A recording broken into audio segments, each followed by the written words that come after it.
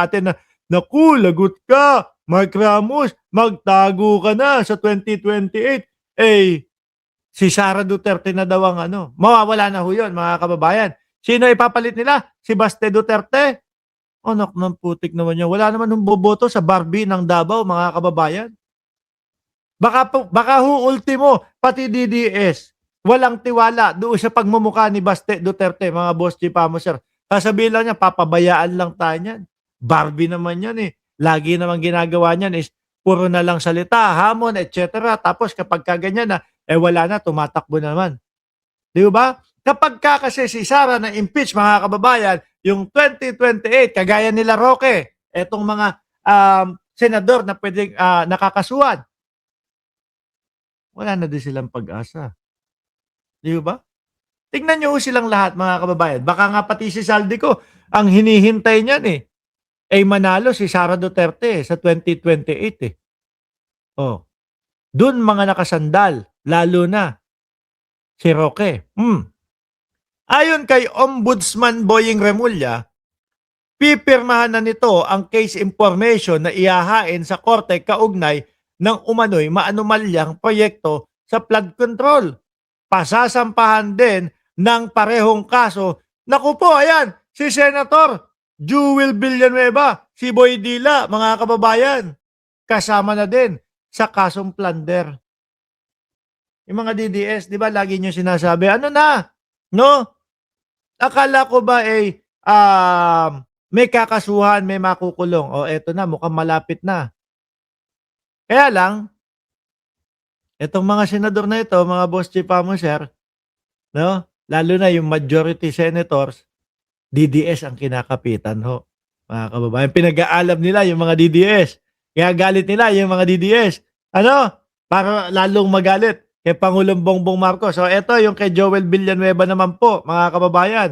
Boss Joel Villanueva, news update, kasong plunder laban kay Boss Joel, posibleng isampa sa loob ng 2 linggo.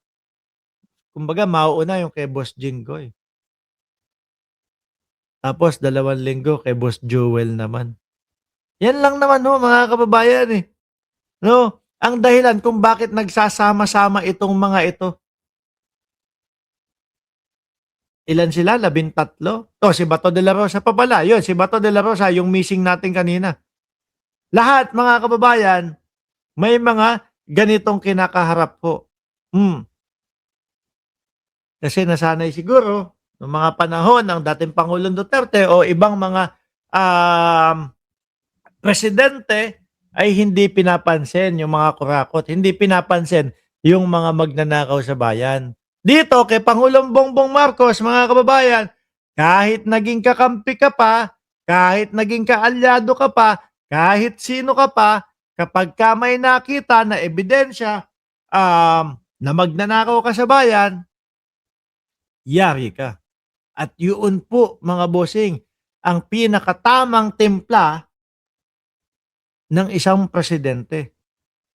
Walang hindi tumatanaw ng utang na loob.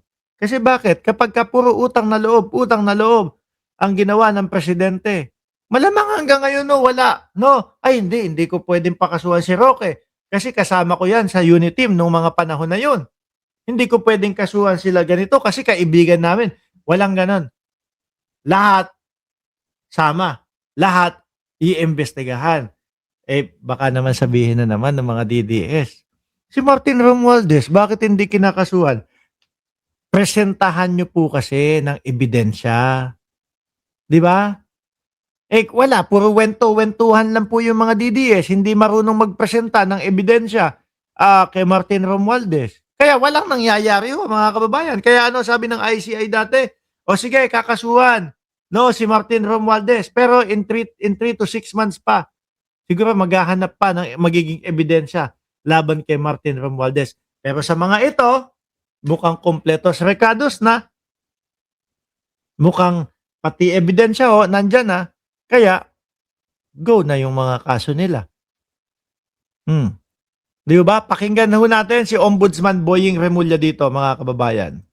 I-segue ko na sa sinabi ni Senator Marcoleta na parang iniisa-isa yung mga majority O ayan pa, si Rodante Marcoleta pa. senators now. You have Chingoy, and then si Senator Joel, and then some others. Yesterday he Alam said, mo, ano eh, I do not want to get into the political mix of it kasi ito napakalinaw naman yung kaso niya. Napakalinaw. Yung lahat ng ebidensya dito galing din sa kanya. Ayo, ito yung kay Marcoleta naman ho. Totoo naman, galing sa bibig na lahat. Oh, nataranta, nagpa-interview doon sa Net25.